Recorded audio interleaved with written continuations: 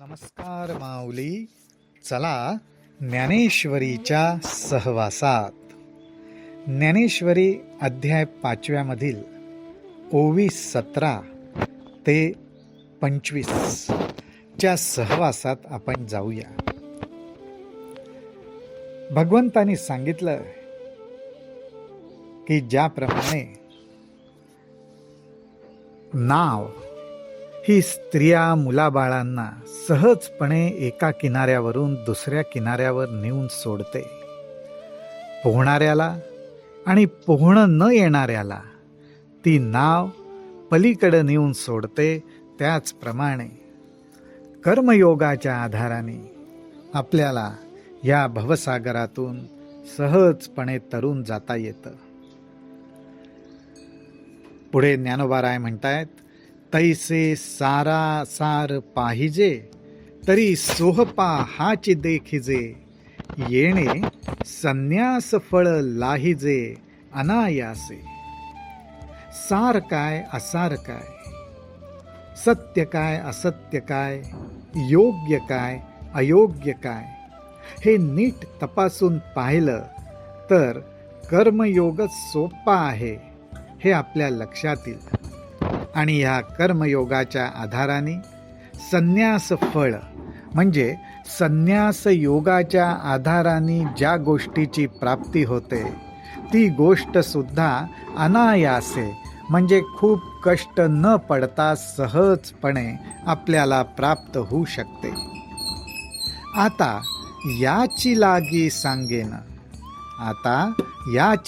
सांगेन अशा प्रकारे संन्यास योगाचं फळ जर सहजपणे प्राप्त होत असेल तर अगोदर संन्यासाची चिन्ह सांगितली पाहिजेत.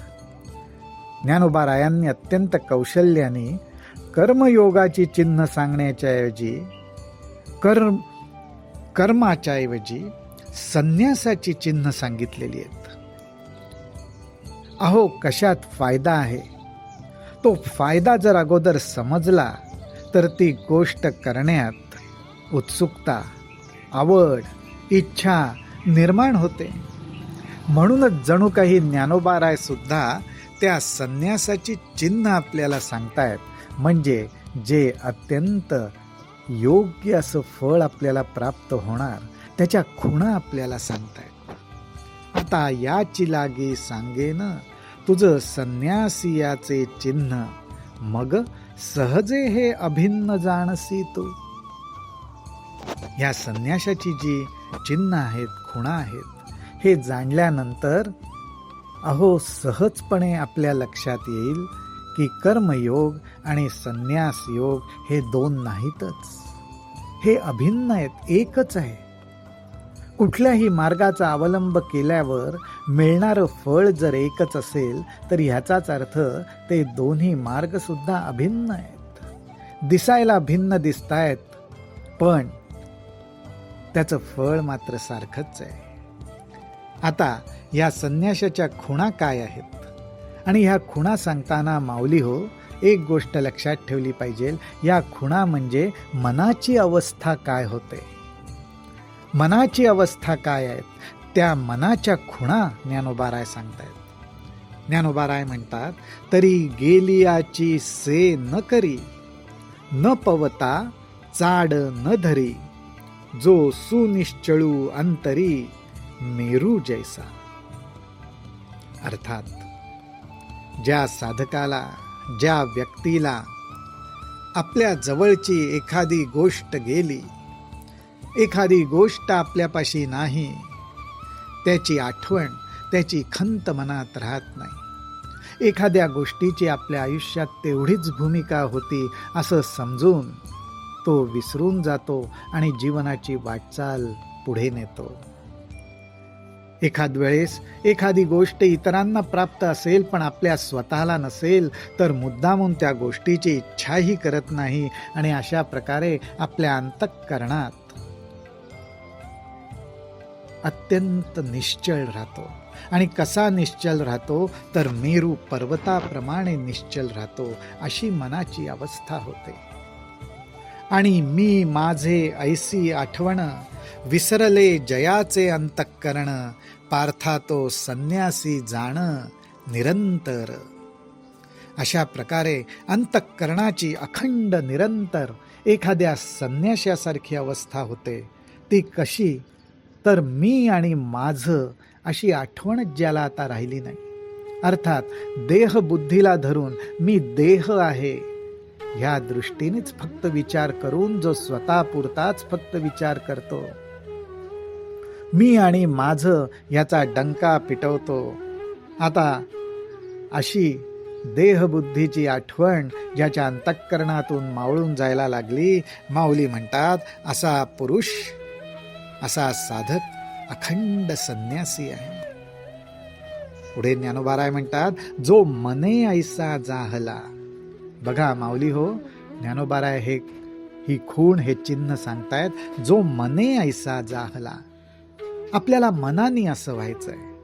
संगी तोची सांडिला, म्हणोनी सुखे सुख पावला अखंडित.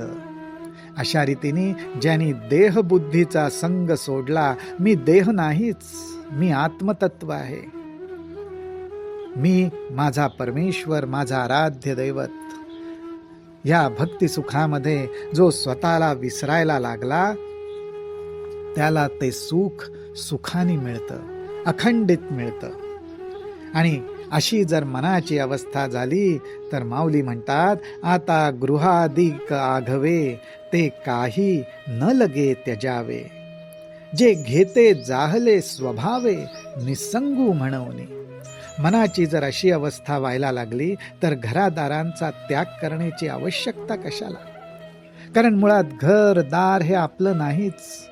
मी वाटसरू सारखा ह्या ठिकाणी आलेलो आहे आणि माझं फक्त आराध्य दैवत हेच खरं. मी त्याचा, तो माझा, आणि मी आत्मतत्व आहे या बोधावरच तो निश्चल राहतो. आणि त्यामुळेच सर्व गोष्टींच्या संगापासनं तो मुक्त होतो. आणि म्हणून त्याला निसंग म्हटलेलं आहे. आता अशी ज्याच्या मनाची अवस्था होते त्या दृष्टीने माऊलींनी दिलेली उपमा फारच सुंदर आहे.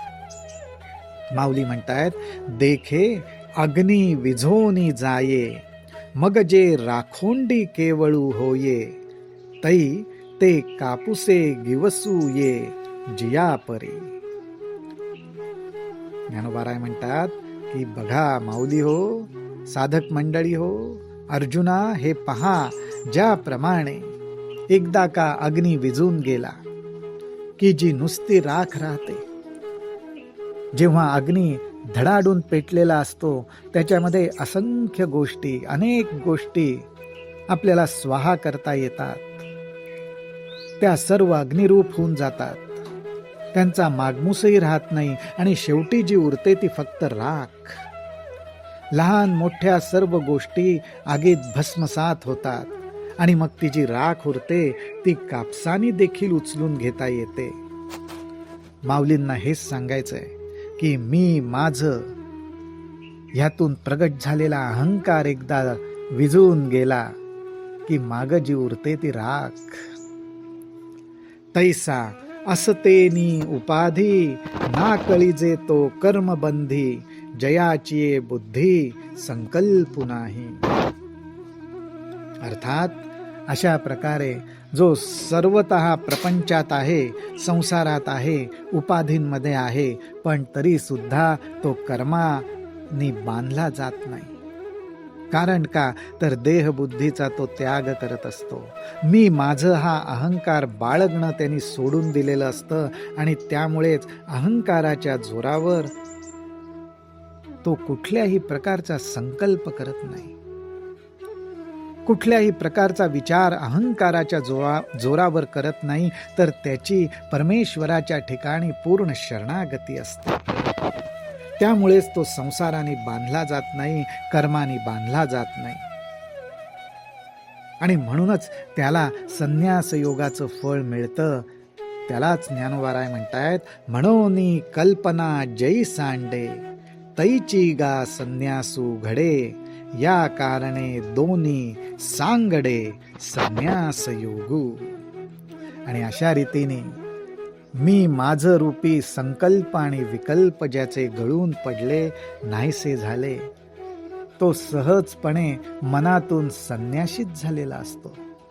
संन्यासाची सर्व चिन्ह त्याच्या मनात उमटलेली असतात आणि अशा प्रकारे ज्याच्या मनाची अवस्था होते आणि तरीसुद्धा तो प्रपंचात संसारात राहतो, आपली सर्व कर्म करतो, तो अशा प्रकारे कर्मयोग करताना सुद्धा मनातून मात्र संन्यस्त झालेला असतो.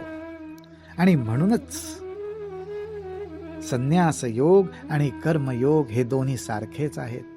सहजपणे कर्मयोगाचा आधार घेत आपल्याला फक्त एवढंच लक्षात ठेवायचं आहे, मनाची आपली अवस्था संन्यस्त व्हायला पाहिजे आणि वर ज्ञानोबारायांनी प्रगट केलेली चिन्ह आणि खुणा आपल्या मनात उमटल्या पाहिजेत.